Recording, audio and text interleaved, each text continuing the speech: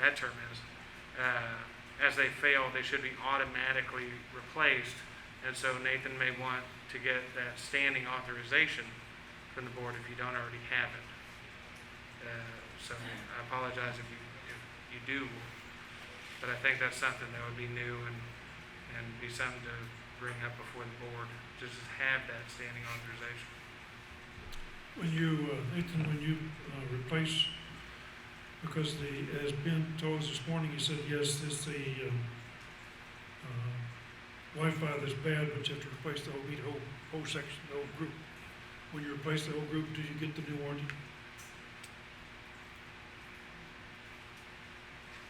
Typically, they add like a year or something to it. They're not gonna add 10 more years on, but I'll find that out. If they're sending replacements, materials for us, then I'll find that out for sure. I don't know that it restarts completely the clock, but Michael, you're Talking about when that 10 years is up. yes. Your point, Michael, is a little bit of a separate issue. These are radio reads that the antennas are having issues already, that we need to get replaced under warranty and stuff. The meters themselves, and kind of an ongoing replacement program for those as they age would be a separate issue, and we haven't even really gotten our arms around that or how old those are at this point, to even kind of bring a proposal to you guys on that. But that is good practice for districts, and AWWA type standards as far as the 1 million gallons, as far as a lifetime of a residential meter. And then as they age, they always slow down. So it works against the district to have old meters as far as accountability and accurate billing in your system. So that's something we can get our arms around too over the next few months and start to look at how many are and what lifespan they are in the life cycle. Okay, would you, in talking, and this is our discussion, in talking with Ben this morning, he said that there's like 4 or 5 months left on the warranty, so we need to Yes. make sure that's done before the. Yes, sir. We'll make sure this urgency on. Also, the meters that are inside the fence where you got your dogs, they don't go in there. So it's got to be read with a radio, and if it's not, you're going to get whatever you can get when they can get to it. So if your meter's inside your fence and you have dogs, then it's got to be read with the radios.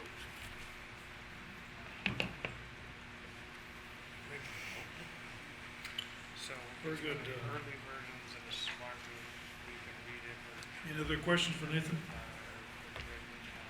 What I would like to say, if I could, is that when Eric and I came on the board 2 years ago, for all of everyone that's new to the community, when Eric and I came on the board 2 years ago, we had in front of us, the first meeting was an approved plant design, an approved plant design by a district engineer, an approved plant design by the TCEQ, and we were told that our next step was to move forward with bonds, with promotional bonds, get money, and finding contractors and moving forward, which we did.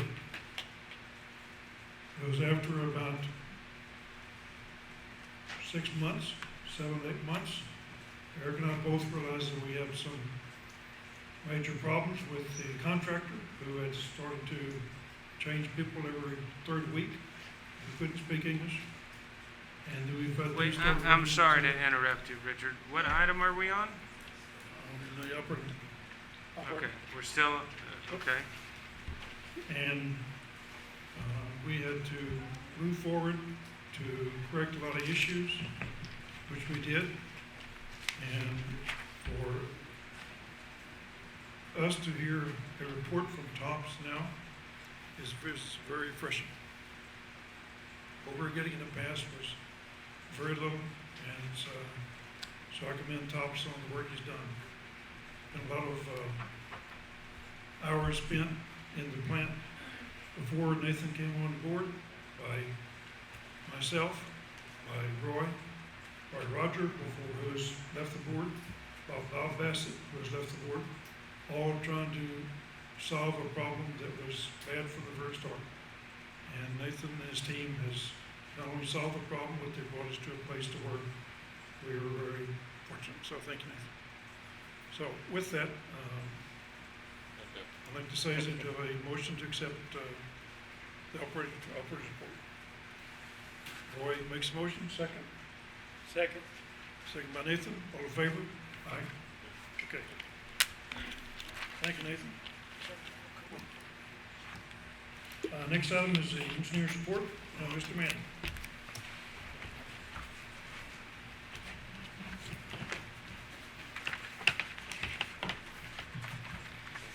Okay, item one, general, TxDOT IH-45 project. The letter of no conflict has been issued for the 8-inch water line. We sent that to TxDOT. Item two, wastewater treatment plant evaluation. Michael and I have really hadn't had a chance to work much on item one, but we were going to get back on that. We've had some other pressing issues. Just plant performance, TCQ, NOV. We replied to the NOV from Mr. Isaac Longoria.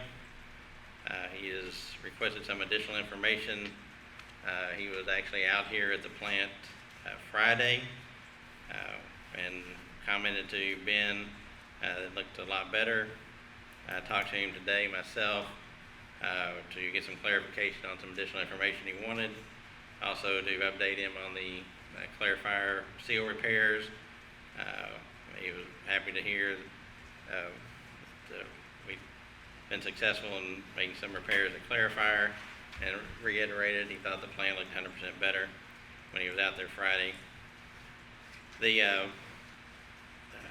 Anyway, just updated him. I'm going to send him some pictures, kind of before and after, on those seal repairs for the clarifiers, which brings me to the next item, which is the clarifier seal repairs.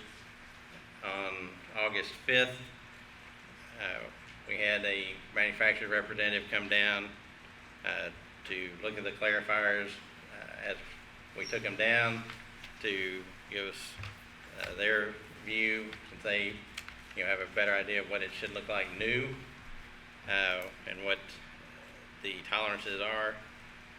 We got it down.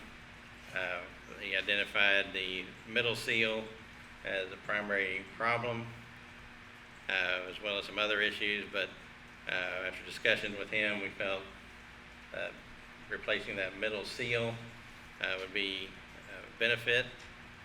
We made some phone calls. They actually had a drop piece that was long enough, so we basically got couriers on the way, got it down here, and got it installed. We were able to do all that while we had it down in one day. After discussion with them, and also what we knew about the other clarifier, we ordered seals, upper and lower seals for the other one. And on August 12th, clarifier number 1 was pulled down, and those two sets of seals were installed. Just kind of give you an idea of, I know you've just been up there and seen how much better it looks, but some things you can't really see. Before our sledge blankets were running 4 to 5 feet. Now they're down to a foot and a half, which is basically addressing the denitrification problem, which is causing the little clumps of solids to float in the clarifier. The last results I saw, which was right after the first clarifier, is really what you would hope to have. TSS less than 10, BOD I think was less than 2.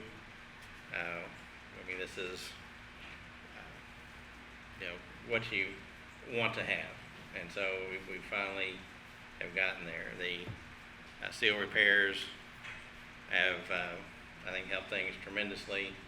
As you know, we've worked through several other things, clearing out the collector arms and clearing out the sledge lines. And while those helped, we didn't get the drastic change like we did with these seals.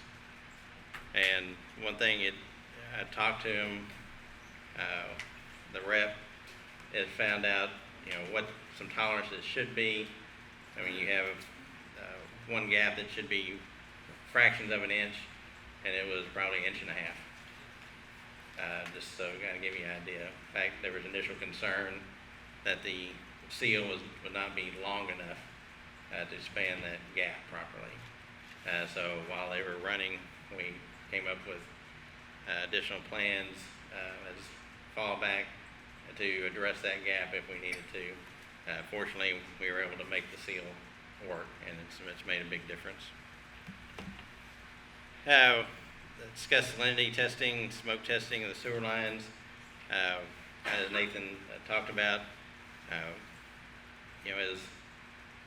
and I'll kind of reiterate what Mr. Matthews said. I think Thompson did a great job. With them, we're able to get, I think, much better actual performance information and know where we're having, issues and can work through them together. We knew we had a problem. Things weren't adding up.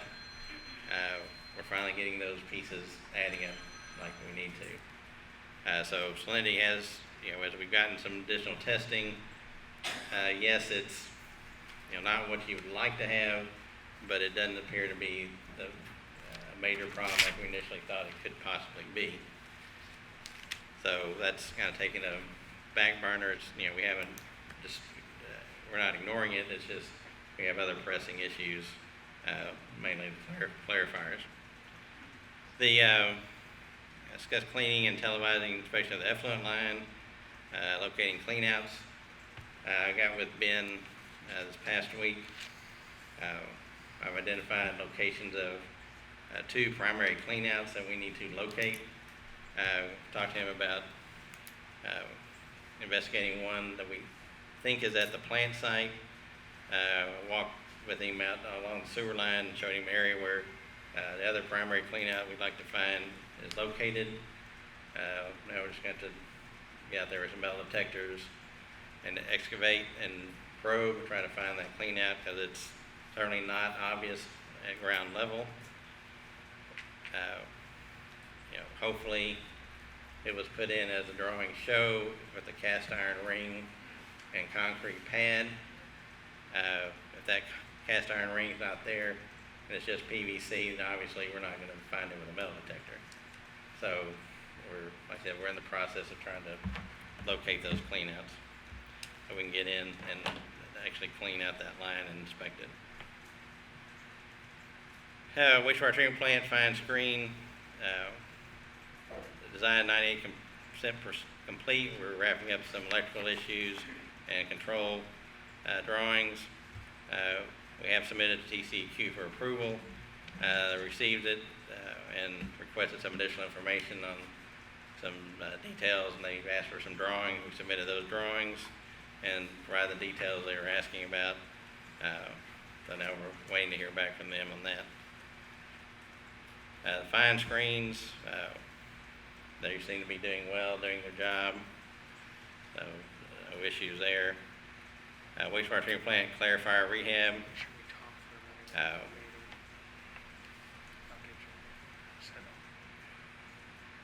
One thing that has become, I guess, more obvious, looking at the existing clarifiers,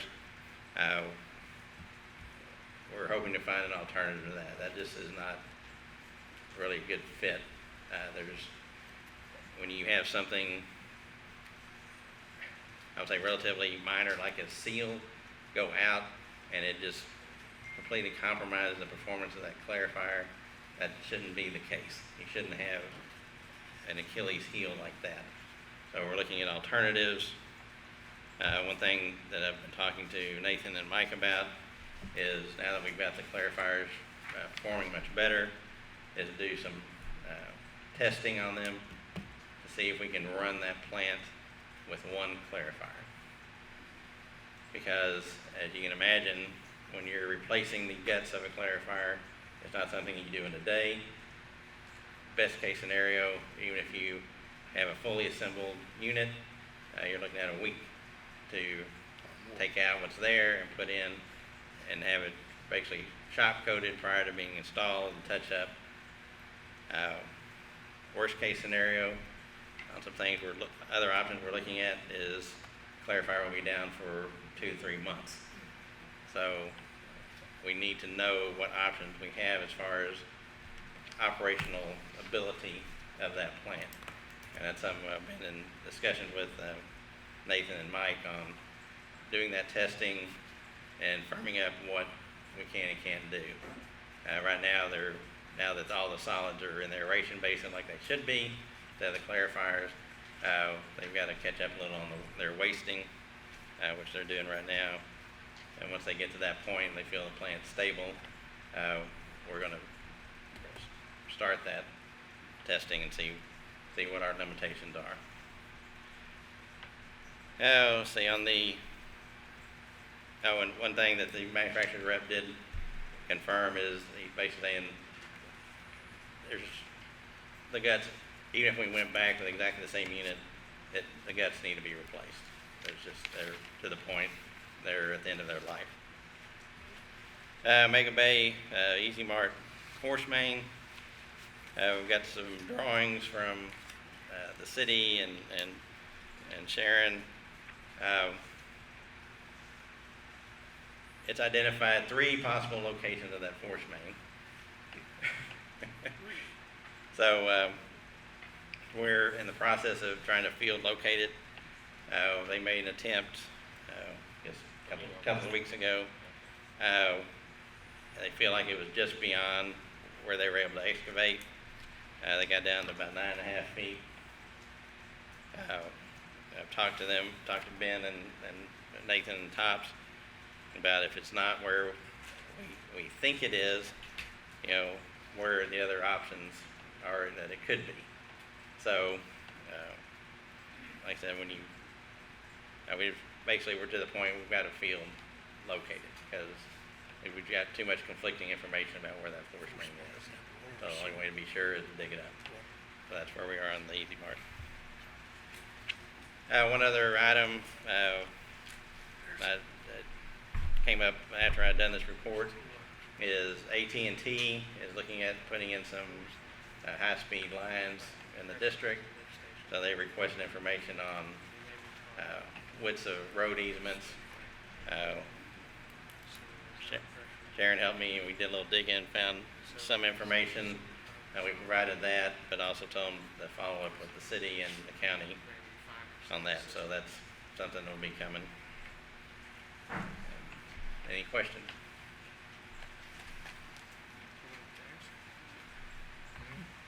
That's a fair question. Thank you. Is that a sewer force main? Yes. Yeah. Yeah, that's a force main from Omega Bay that runs back behind the Easy Mart, there at the corner.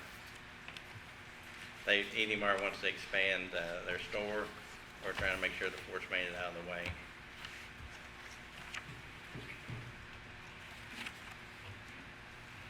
Thank you, Mr. Manning. Very good report, appreciate that. Any questions? What it is for Mr. Manning? All right, have a motion to accept his report. Motion by Roy, second by Ray. All in favor? Aye. Okay. Thank you very much.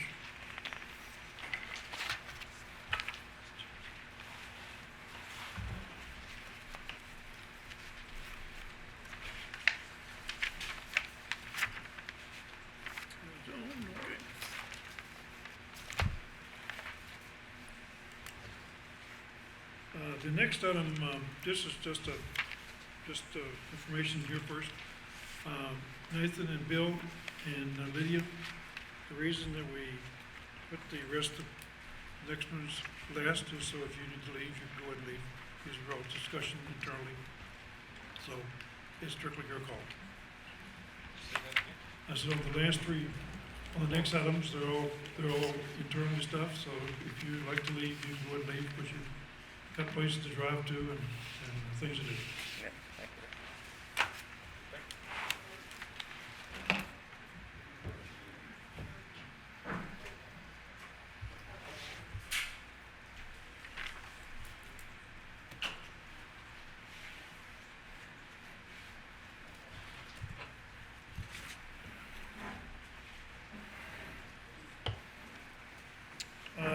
Right, the next item is the canal project. So I'll start with the second. First off, there's papers that you've received, and it's got stapled to it. I'll just identify what these papers are. The first item, the first page, which is on both sides,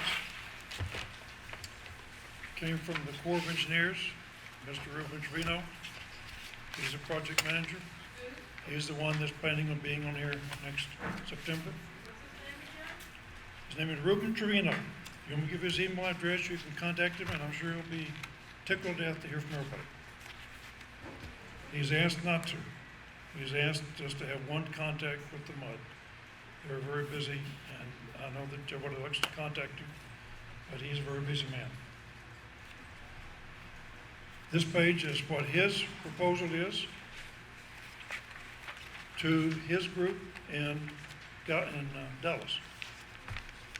The object is to present, well, first off, the object was to get an award, and that took almost 2 years of hard work from myself out here, making a lot of calls, making a lot of meetings, making a lot of places that you're trying to learn how to get things done. So the first thing was to get an award. The award, once you received it, now they have to present the award to the powers that be above them.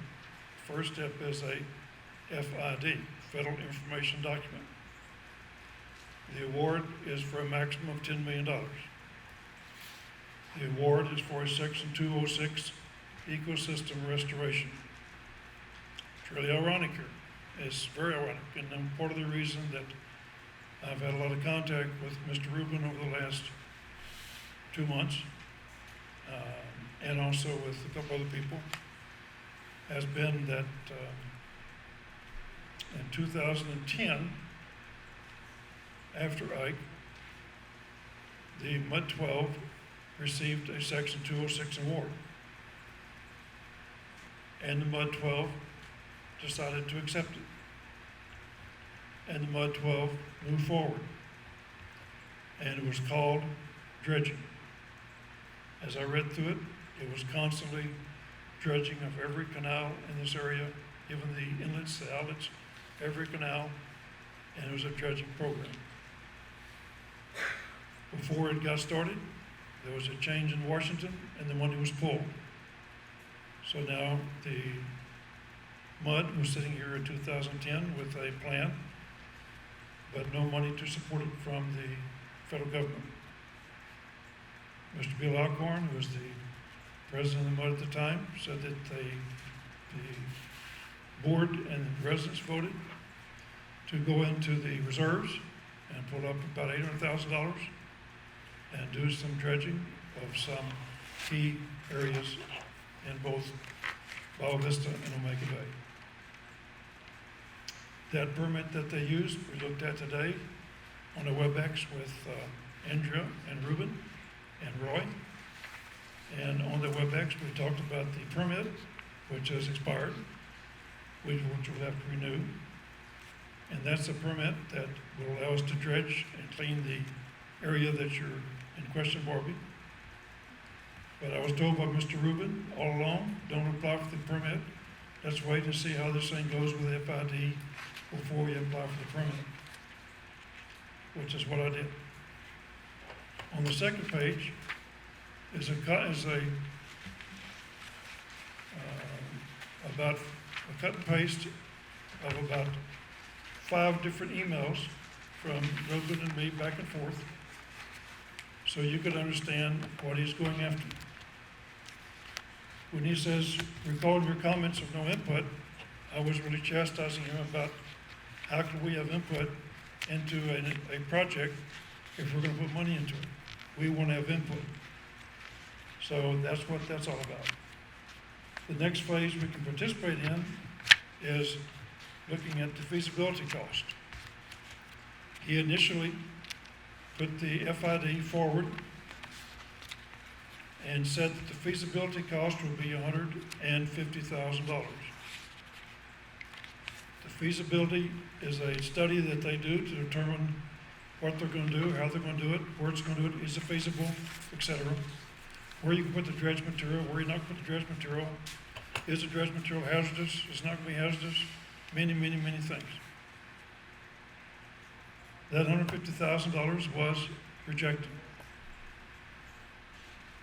They told him it had to be $470,000.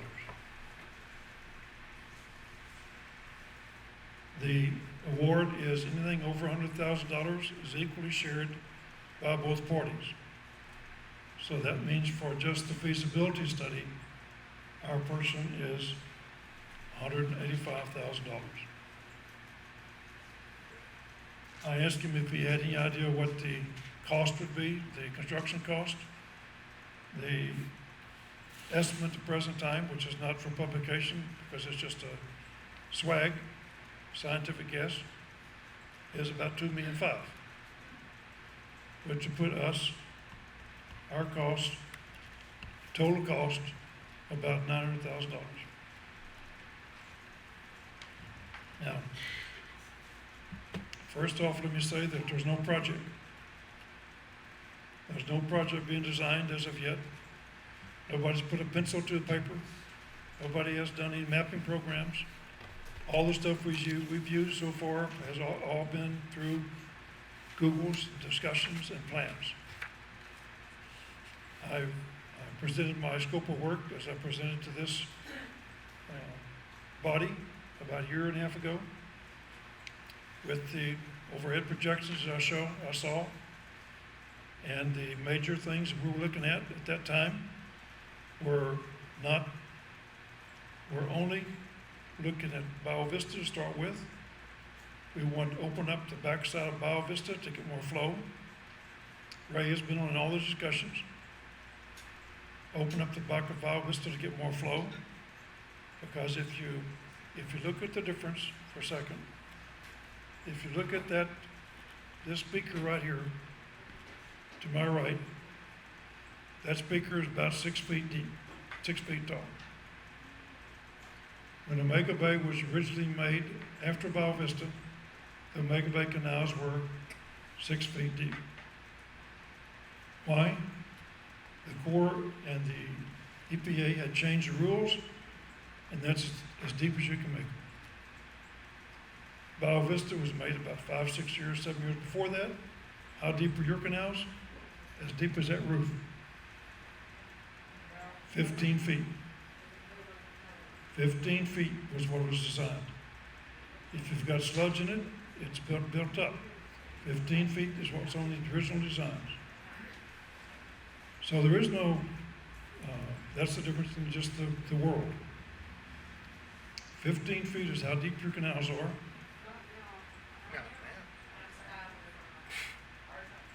If they silted up, they silted up. They were made.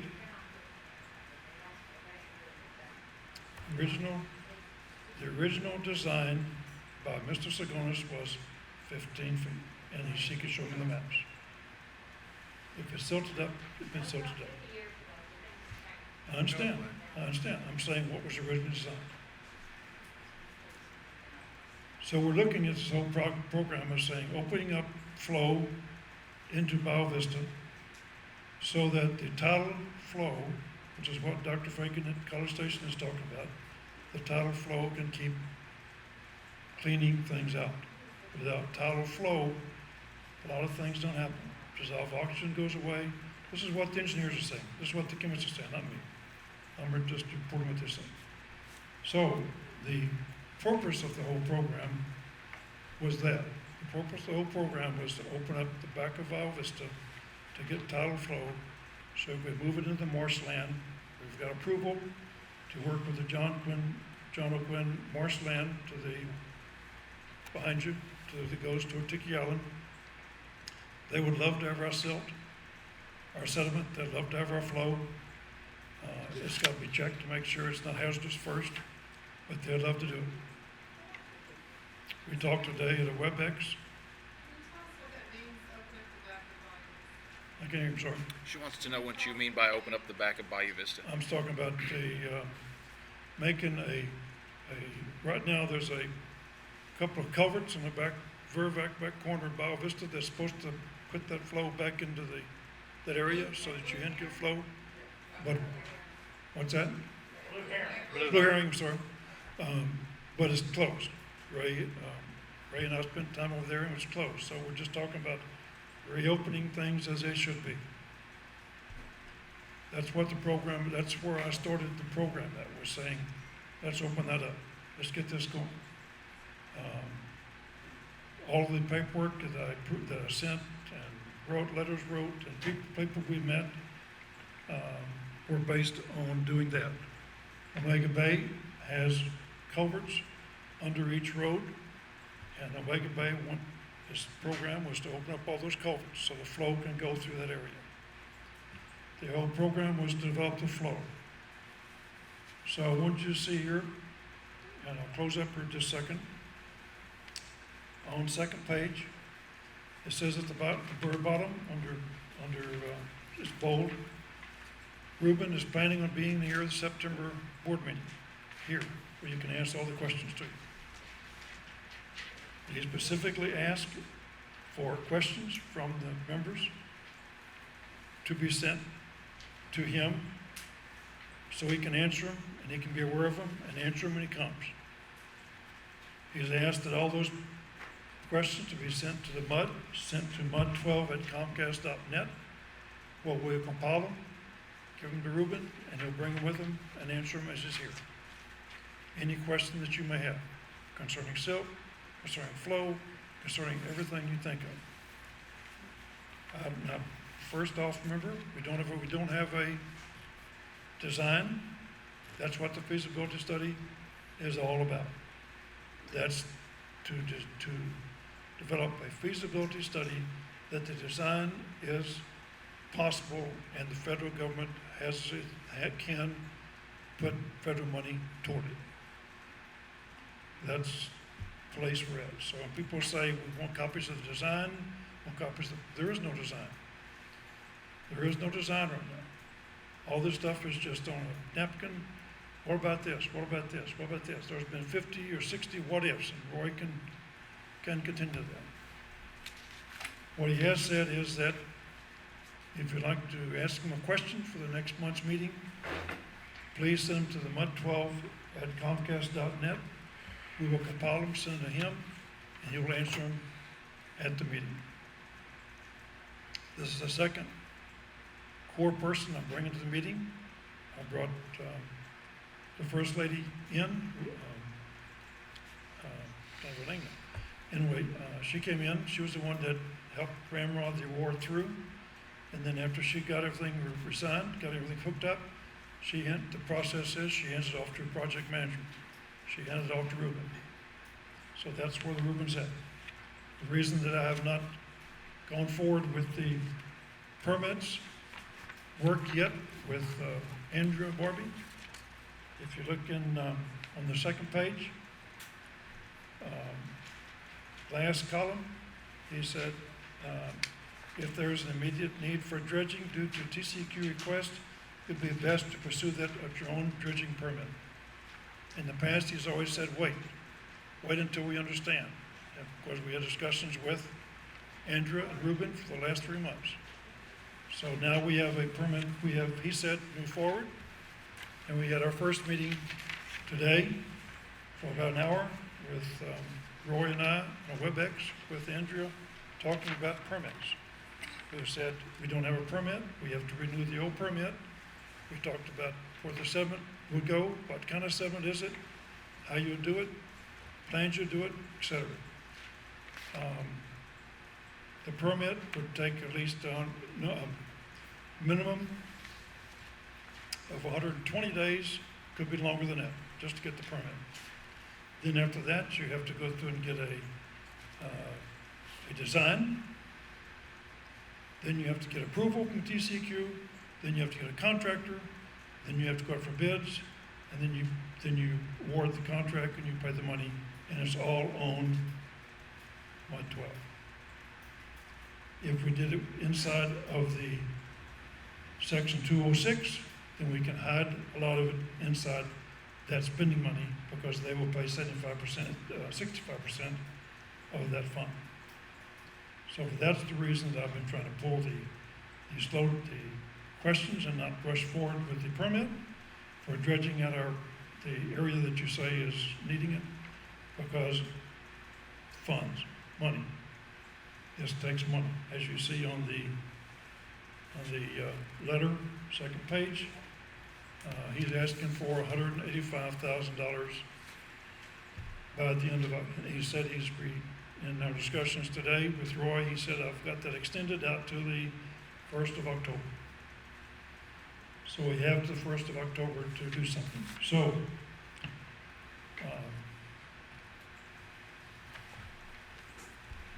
the board has worked tirelessly to receive a section 206. And that section 206 is up to $10 million. That has to be offset by 35% of the construction cost, is offset by us. Now, we can get that money by working together for grants, working together to find somebody with gifts, working together to find somebody who wants to donate, working together to find any way we can. But to do that, we have to work together and quit complaining. We already have a grant writer with the Highlands Bayou. She's been very successful. I've got a grant writer who's retired, who now lives in Mount 12, and she was the grant writer for UTMB. She'll help us out. I talked to the grant writer, talked to Lamarck, and they have a grant writer. They said they'd be happy to let us use a grant writer there to get grants. The city of Lamarck has decided, because of political infighting, that they will not be the bank, they want to receive the funds for this project. That will have to be done by Mud 12. Which means that Mud 12 would be the ones that would run the funds through it. Mr. Bacon has got some legal things to do and to make sure that we qualify for that type of money handling opportunity. But where we're at now is that we'll be doing this on Mud 12. The $17 million bond that was offered a couple of years ago had $4.2 million or $4.3 million. I've got the bond, I've got the paperwork in front of me. Had over $4 million in dredging attached to that. That was not for Omega Bay. What included in that was was a bulkhead all along the back of Bayou Vista, which cost about $700,000. That was in that bond. It was struck down. We didn't have it. The second bond was struck down also. So the current bond we have, of which we've used about 55–60% of, the current bond we have will not allow any dredging at all. So we're at a crossroads. If the residents of this Mud 12, of which have been very vocal against the project and very harassment of the board, if their answer is to say, drop it, we'll drop it. You're not following our rules, sir. We should have shut the meeting down, end it right now. But just a second, you can ask. No, you're being disrespectful. That was part of the rules of the meeting. Let's shut it down. It says it right here. If you're unable to adhere to the meeting rules, you can adjourn and suspend the meeting. If you're gonna say we're harassing and complaining because you wanna have a safe community, you should resign. How do I'm you not, like that? I'm not harassing. Resign.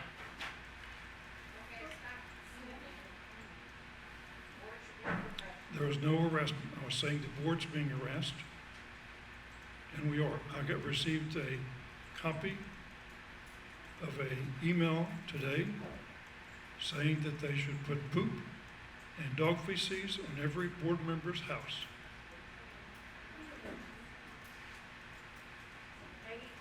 I'm sorry. So, if we want to work on this bond, on this section 206, the board is happy to work together. We'll need everybody's help. We're not gonna be treated like children. We're not. Neither are we. Okay, that conversation is not constructive anymore. Okay, so if we wish to continue, Well, we don't have to adjourn the meeting. What? We don't have to adjourn the meeting, but unless, the board, I don't get to decide this. My recommendation is, I think that's a very complete review of the current status of that project. And I think you said it, there's some other things going on. But I think that's it on that topic, would be my recommendation. And you don't have to listen to me, I know everybody, I know that it is upsetting. Okay, all right. I'll ask the board, what's your recommendation to the board? There's no action necessary here tonight, that's an update. Okay. I'm giving an update. Before we, let me borrow this thing. Before we close the topic of the discussion with the Army Corps, have you had any further discussions with them about cleaning up these, as they called it, the sludge into the, I think they referred to it as the stream that came from the plant right there at the effluent pipe? Yes, Okay. Yes. I guess what's our status on that? that was the discussion today. The status today Yeah. is that we can apply for a permit. She told me how to apply for a permit. We can go through apply for a permit. It's now been told to me by the CAP 206 project manager that we should apply for a permit separately and not wait for their program. And that's what Roy was on the phone, what Roy was on conference today. So we can apply for a permit. We'll apply for a permit, we'll move forward, but it's gonna cost us money. We have to go through, as I mentioned, we have to do a permit, then we have to get that approved, then we have to get it signed, then we have to get the sediment tested, then we have to get DCEQ to approve it, then we have to move forward with the design, and when you have to get it done, we have to have a sediment place to put the sediment. All that has to be done, we can do that, and we're ready to do that. But I'm asking the people, is that what they wanna move forward with? That's gonna cost, that will cost us separate money, us only. So, that's not- so that's Richard, to clarify, that is exactly what you were talking about here. That is part of that project. Part of that project which was denied once for actual money, denied twice for even the hint of money in a bond proposition for dredging. Two, we gotta go through the Corps, we gotta get that permission Right, to even get out there. And that process has not even begun, and Richard went out and separately sought a larger project. This would have been a component of it, but now it's, as things stand currently, we're now being asked for a lot more money up front for the feasibility study. So $185,000. That's a promise of nothing. That's a promise of a study. That doesn't say they will even do anything, and take years, potentially. So the whole game has changed. City of Lamarck has dropped out, because I don't know any context as to why, but we don't qualify to receive federal funds under the current structure. So if we were to work on something, like you said, my office would work on it, we could try to figure something out or see what we do qualify for. But everything has changed from a year and a half ago when we actually had the Corps in here, had university scientists in here, had multiple governments in here ready to go. But could not get the public support behind it. That's true, and so what changed now is that we, as, We can, in other words, we cannot go dredge that canal without approval. And the cost, even for some context of a study to even begin that process, just went from $25,000 to $185,000. And if anybody's wondering why, it's because the EPA was defunded.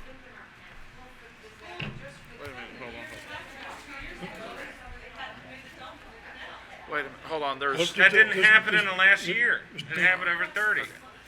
there's two issues here. It's just sediment. The section 206 program to do all the mud is originally, as I was talking to them about what Barbara was bringing up about the sediment, they said, wait, give me a month or two, because if we can put this into the project, it'll be part of the project. What they told me this past week, and I showed this in email, was go it alone. We can't guarantee it's going to be part of the project. So now I'm saying we had a WebEx with Andrea today, and we can do that. We have to go through and get the permit, we can start making forward, and we'll give you every step of the way, what's happening, what it's gonna cost, because it is gonna be an expensive project. It is gonna be an expense, and it's gonna be 100% paid for by the MUD, or grants, or some way thereof. So, we're at a crossroads saying if we wanna move forward, we're fine to move forward. I want to be upfront with you first, saying that this is where we're at with the project. Do you We need- understand you wouldn't have to push back if the board hadn't been hostile from the pollution was getting dumped and reported to you guys? It wouldn't be that. This is a year and a half before that. I understand that. You're getting pushback now because of the pollution problem, and they were hostile towards us when we were reported. And now you want us to cooperate. He didn't want us to say anything, he wanted us to do up his project. No, Eric, allow me to phrase it right now. If the board wants to consider comments from the public, it needs to consider comments from all the public. So people, I know the most interested people in the district do attend the meetings. That's what you should do if you are interested.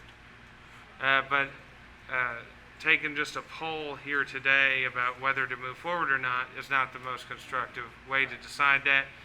And that doesn't mean necessarily a referendum or anything, but it would be to accept comments and send out some information about whether or not to proceed with a project which now falls currently solely on the backs of 12 residents, which before had more participation from other parties. That's exactly right. I would like to ask you, Mr. Bacon, why you said sediment. It's just sediment. It's what it is. I thought the report said it was like 138,000 in Terracotta or something. Is that report from the basin of that canal? I don't know. They were from directly. They provided it to us, the budget. the one thing I want, let me put that for a second. That's not a pull from the sediment at the There's- basin of the canal. We have a couple of issues at play. First, as far as the, I keep butchering the word, the count in the solids that came out. Once those do hit the bottom, which they have been for a while and they've been spread out, nature is going to take its course and process that. Now, as far as removing the sediment, there's two issues that we're at. One, we're talking about dredging for just over time for sediment. That's a different issue. The issue right now that I'm hearing a lot of people are concerned about is what the TECQ said in that notice, that we have to remove the, I forget what they called it, sludge, sediment, whatever, from the receiving stream was their words. So I think right now, which we've been told we have to do that for them, I think we need to proceed with that to the Army Corps and find out. And as far as the 185,000 for this other study, we're going to have to put that on the back burner and figure out which other way. But right now, I know Yeah. TECQ has said we have to do this. Okay, well, okay, that's a great point, and those are completely separate issues, and we're fully authorized to do anything the TCEQ orders us to as far as remediation efforts in that canal. The TCEQ has not ordered anything yet, and that will go through, and I'm not the most knowledgeable. The engineer will be the one that reports, or your operator will be the one that reports on the remediation efforts. And as far as getting any authorization to go into the canal from the Corps, that will use the TCEQ instruction Right. to go in there. This is that's a totally separate issue from re-leveling and dredging. Right, but I guess we need to go ahead and have that dialogue with the Army Corps TCEQ now, as opposed to, I mean, there's no reason that should be Yeah. contingent to the dredging of the maintenance project. Yeah, And that- I just want to clarify, those are separate issues. Right, and that discussion was started today with the Corps of Engineers on the turning the permit and talking, and who, they send me information on who to talk to TCEQ to get the sediment has to be tested, has to be determined if it's hazardous or non-hazardous. If it's hazardous, it has to be treated in one way. If it's non-hazardous, they're treated another way. So today was the day when Andrea said, let me send you all the information on who to contact, and they're the ones that determine whether or not it's hazardous, when you can remove it, and then also we'll talk about where you can place it after you get it out. So I wanted you to know that that's where we're at today, that if you want to put the section 206 on the back burner and go after the sludge removal, that's fine. That's going to be totally the cost on back of the mud district. Can you not find out if it's hazardous before you make your decision? Yes, That's what the TCEQ's role in that is. Sorry. if the sediment is hazardous, there's only certain things you can do with it. If it's non-hazardous, now you're open to having it placed in the other approved landfills, other approved sediment, ecosystem sediment transfer places. They have to determine, I guess what I'm saying is, if it's hazardous, then maybe it needs to come out before the restoration project. If it's not hazardous, then maybe it can come out. Does that help make your decision? if it's hazardous, it's gotta be, when it's taken out, it's gotta be taken to a hazardous dump site. What she's saying is we need, I think that the top priority is to prioritize. test Yeah. it, Well, to that's- test it and then figure out where we're gonna go. That's the first step, as I just said. We have to, she said to me, wait a minute, just a second, please. What Andrea said today, she said the first step is you have to apply for the permit to reinstall the permit, which she gave us the documents to do that on the email today. Second thing, she said, I will send you the email address for the TCEQ man who will give you the instructions on how to take the sample. Because taking the sample is not, you just don't go dip your hand in the water. There's a special way you take the sample.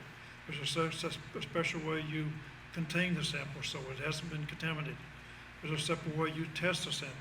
And then you give those reports back to the Corps, and the Corps will say, okay, the sediment is hazardous, the sediment is not hazardous. Once that determination is made, then you can move forward with the removal. Because if it's hazardous, when you remove it, you can only take it to a hazardous waste site. If it's non-hazardous, then we can dump it over by the railroad bridge, we can dump it in John Quinn Estuary, variety of places you can dump it because it's non-hazardous. That's the steps we have to go through to get that done. And Mr. Matthews, may I please ask me a question? Yes. What progress have you made so far in responding to what you've been directed to do? I mean, we have 60 days to do something, Right. all right? Where are we in that process and response? The 60 days in our process was contacting Andrea, who is. No, he's talking about the TCEQ violation notice. That is correct. You changed subject. That is handled by, and That's I changed- apologize, changed they are subject. not here anymore, handled by the district's engineer and operator. And they are the ones preparing the response if they have not already responded and had communication back and forth between them. And the TCEQ directives will be based upon the professionals that work for the district. Board members or citizens like yourselves rely on the expertise. Nobody up here is a PE. Nobody here is a licensed water operator, wastewater operator, or plant operator. I apologize to defer it to where the gentlemen are not here, but that question and the status of it today would be best answered by them. I can call one of them right now and I can give you the answer in a few minutes where it stands today. But those are the consultants of the district that handle TCEQ responses. Okay, technical responses. Whatever the TCEQ orders will be based on the facts as read and presented by those consultants and the feedback back from the state, and the district will comply 100% with whatever the state says, and the TCEQ will inspect the results. But before anybody says anything out of turn, that's guesswork. I don't know what the status is today, but it is being handled by two outside PE, professional engineering company, and licensed operators. And that's the answer to that question. I apologize, I didn't know you were at that question. The DCQ has been at our plant 3 times last week, I know, and all 3 times they were very, what I heard, they were very happy with what they saw, and they liked what they liked the study, and they're going to be back on Monday to review the results for the next Clarify list. So if you'd like, I can give you a study at that time, report that time, but that all comes from TCEQ. I don't know if there will be a report at that Well, I time. mean, there'll be a report saying that they've completed all the results. Whatever the action items are done. They will not release that report when it becomes available, Right, but it won't be Monday. correct.